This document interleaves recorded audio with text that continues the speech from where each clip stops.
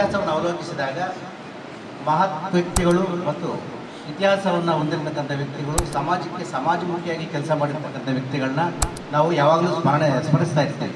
ಅದನ್ನೇ ಒಂದು ಜಯಂತಿ ಕೊಡುವಂಥ ನಾವು ಆಚರಣೆ ಮಾಡ್ತೀವಿ. ಜಯಂತಿ ಅಂತ ಹೇಳಿದಾಗ ಯಾರು ಪುಣ್ಯ ಪುರುಷರಿದ್ದಾರೆ, ಇತಿಹಾಸ ಪುರುಷರಿದ್ದಾರೆ, ಅವ್ರನ್ನ ಸ್ಮರಿಸ್ತಕ್ಕಂಥ ಒಂದು ದಿನ. ಈ ಒಂದು ಮಹತ್ವವಾದ ದಿನ ನಾಡಪ್ರಭು ಕೆಂಪೇಗೌಡರು ಹುಟ್ಟಿರ್ತಕ್ಕಂತಹ ಒಂದು ದಿನ. ಕ್ರಿಸ್ತಶಕ 1510 ಜೂನ್ 27ರಂದು ನಾಡಪ್ರಭು ಕೆಂಪೇಗೌಡರು ಜನಿಸಿದೆ ಅಂತ ಹೇಳ್ಬಿಟ್ಟು ಇತಿಹಾಸ ಹೇಳುತ್ತೆ. ಯಾಕಂತ ಹೇಳಿದ್ರೆ ನಾವು ಕಂಡಿರಲ್ಲ, ಇತಿಹಾಸ ಹೇಳಿದರೆ ನಾವು ನಂಬಬೇಕಾಗುತ್ತೆ. ಇತಿಹಾಸದ ಮಹಾಪುರುಷರು ಮಾಡಿರ್ತಕ್ಕಂಥ ಕೆಲಸಗಳು, ಅವ್ರು ಮಾಡಿರ್ತಕ್ಕಂಥ ಒಂದು ಪ್ರಗತಿ ಏನಿದೆ ಅದು ನಮ್ಮ ಕಣ್ಣ ಮುಂದೆ ಕಾಣಿಸುತ್ತೆ. ನಾವು ಸ್ವಾತಂತ್ರ್ಯವನ್ನು ನೋಡಿಲ್ಲ, ಸ್ವತಂತ್ರ ಭಾರತವನ್ನು ನಾವು ಕಂಡಿದ್ದೀವಿ, ಇತಿಹಾಸದಲ್ಲಿ ಓದಿದ್ದೀವಿ. ಮಹಾತ್ಮ ಗಾಂಧೀಜಿಯವರು ಇದ್ರು ಅಂತ ನಾವು ಕೇಳ್ತೀವಿ. ಅಂತಹ ಪುಣ್ಯ ಪುರುಷರು ನಾವು ಇತಿಹಾಸದಲ್ಲಿ ಕಾಣ್ತೀವಿ. ಅದೇ ರೀತಿ 1510ರಲ್ಲಿ ಜನಿಸಿರ್ತಕ್ಕಂತಹ ನಾಡಪ್ರಭು ಕೆಂಪೇಗೌಡರು ಕೂಡ ಒಂದು ಸಾಮಾನ್ಯ ಕುಟುಂಬದಲ್ಲಿ ಹುಟ್ಟಿದ್ರು ಕೂಡ ಅವರು ಹುಟ್ಟುತ್ತಾ ನಾಡಪ್ರಭು ಏನಾಗಿರಲಿಲ್ಲ. ಬೆಳೀತಾ ಬೆಳೀತಾ ಸಮಾಜದ ಒಂದು ಏಳಿಗೆಗೋಸ್ಕರ ತಮ್ಮನ್ನು ತಾವು ತೊಡಗಿಸ್ಕೊಂಡು ಸಮಾಜಕ್ಕಾಗಿ ನಾವೇನಾದರೂ ಮಾಡಬೇಕು ಅಂತೇಳಿ ಆ ಹಿಂದೆ ಇರ್ತಕ್ಕಂಥ ಒಂದು ಚರಿತ್ರೆ ಏನಿದೆ ಅದನ್ನು ಮಾರ್ಗದರ್ಶಕವಾಗಿ ತಗೊಂಡು, ಅಂದರೆ 1336ರಲ್ಲಿ ಏನು ವಿಜಯನಗರ ಸಾಮ್ರಾಜ್ಯ ಸ್ಥಾಪನೆ ಆಯಿತು.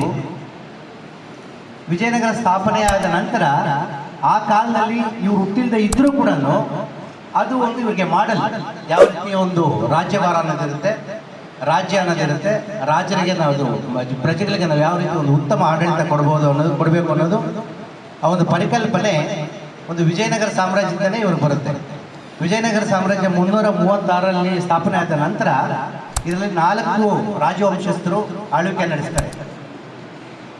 ಆ ಒಂದು 4 ರಾಜ್ಯವಂಶಸ್ಥರು ಕೂಡ ಆಳ್ವಿಕೆ ನಡೆಸಿದ ನಂತರ 1510ರಲ್ಲಿ ಹುಟ್ಟಿರ್ತಕ್ಕಂತಹ ಒಂದು ಕೆಂಪೇಗೌಡರು ಆ ಒಂದು ಹಿಂದಿನ ಪೀಳಿಗೆಯ ಒಂದು ರಾಜ್ಯಭಾರವನ್ನು ಮಾದರಿಯಾಗಿ ತಗೊಂಡು, ನಾನು ಕೂಡ ಒಂದು ಒಳ್ಳೆಯ ರೀತಿಯ ಒಂದು ರಾಜ್ಯಭಾರ ಮಾಡ್ತಕ್ಕಂಥ ಒಂದು ರಾಜ ಆಗಬೇಕು, ಪ್ರಜೆಗಳಿಗಾಗಿ ನಾನು ಸಾಮಾನ್ಯ ಕುಟುಂಬದಲ್ಲಿ ಹುಟ್ಟಿದ್ರು ಕೂಡ ಏನಾದರೂ ಒಂದು ಮಾಡಬೇಕು ಅಂತ ಒಂದು ಕನಸನ್ನು ಹೊತ್ತಿ ಮುಂದೆ ಆ ಒಂದು ಮಹತ್ವಾಕಾಂಕ್ಷಿ ಯೋಜನೆಯಾಗಿ ನಗರವನ್ನು ಉದ್ಧಾರ ಮಾಡಬೇಕು ಅಂತ ಹೇಳ್ಬಿಟ್ಟು ಬೆಂಗಳೂರು ನಗರವನ್ನು ಆಯ್ಕೆ ಮಾಡಿಕೊಂಡು ನಗರವನ್ನು ಸುಸಜ್ಜಿತವಾಗಿ ಒಂದು ಯಾವ ರೀತಿ ನಾವು ಇದನ್ನು ಮಾಡ್ಬೋದು ಅಂತ ಹೇಳ್ಬಿಟ್ಟು ಅವರ ಒಂದು ಸಾಮಂತ ರಾಜ್ಯಗಳಿರ್ತಕ್ಕಂತಹ ಯಾರು ವಿಜಯನಗರ ಸಾಮಂತ ರಾಜ್ಯಗಳಿದ್ದಾರೆ ಆ ರಾಜರ ಒಂದು ಸಹಾಯವನ್ನು ಪಡ್ಕೊಂಡು ಅವರ ಒಂದು ಮಾರ್ಗದರ್ಶನದಲ್ಲಿ ಈ ಒಂದು ಬೆಂಗಳೂರು ನಗರವನ್ನು ಕಟ್ತಾರೆ.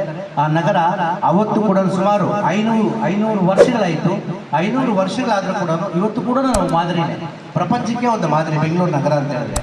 ಅವರಾಗಿರ್ತಕ್ಕಂಥ ಒಂದು ಬುನಾದಿ ಏನಿದೆ, ಅವರಾಗಿರ್ತಕ್ಕಂಥ ಒಂದು ಪರಿಕಲ್ಪನೆ ಏನಿದೆ, ಆ ಒಂದು ಪರಿಕಲ್ಪನೆ ಇವತ್ತು ಕೂಡ ನಮಗೆ ಮಾದರಿನೇ, ಮುಂದಿನ ಪೀಳಿಗೆ ಕೂಡ ಮಾದರಿಯಾಗಿರುತ್ತೆ. ಆದ್ದರಿಂದ ಇಂತಹ ಮಹಾಪುರುಷರನ್ನ ನಾವು ಇಂಥ ವೇದಿಕೆಗಳಲ್ಲಿ ಸ್ಮರಿಸತಕ್ಕಂಥದ್ದು ಒಂದು ಅರ್ಥಪೂರ್ಣ. ಯಾಕಂದರೆ ಅವರು ಏನು ಮಾಡಿದರೆ ನಾವು ಮುಂದೆ ಆ ಒಂದು ದಾರಿಯಲ್ಲಿ ಹೋದಾಗ ನಾವು ಯಾವ ರೀತಿ ಅಭಿವೃದ್ಧಿ ಆಗ್ತೀವಿ, ನಮ್ಮ ಮುಂದಿನ ಪೀಳಿಗೆ ಯಾವ ರೀತಿ ಅಭಿವೃದ್ಧಿ ಆಗುತ್ತೆ ಅಂತ ಹೇಳ್ತಕ್ಕಂಥದ್ದು ಒಂದು ನಿದರ್ಶನಗಳು. ಅದರಿಂದ ಇಂಥ ಮಹಾಪುರುಷರ ಒಂದು ಈ ಜಯಂತಿಗಳನ್ನು ನಾವು ಮಾಡಿದಾಗ, ಅವರ ಆದರ್ಶಗಳನ್ನು ನಾವು ಪಾಲನೆ ಮಾಡಿದಾಗ ನಮ್ಮ ಜೀವನ ಕೂಡ ಉತ್ತಮವಾಗಿರುತ್ತೆ, ಮುಂದಿನ ಪೀಳಿಗೆ ಜೀವನ ಕೂಡ ಉತ್ತಮವಾಗುತ್ತೆ. ಅದರಿಂದ ಈ ಒಂದು 4 ಮಾತುಗಳನ್ನು ನಾಡಪ್ರಭು ಕೆಂಪೇಗೌಡರ ಬಗ್ಗೆ ಹೇಳಲು ಅವಕಾಶ ಮಾಡಿಕೊಟ್ಟಂತಹ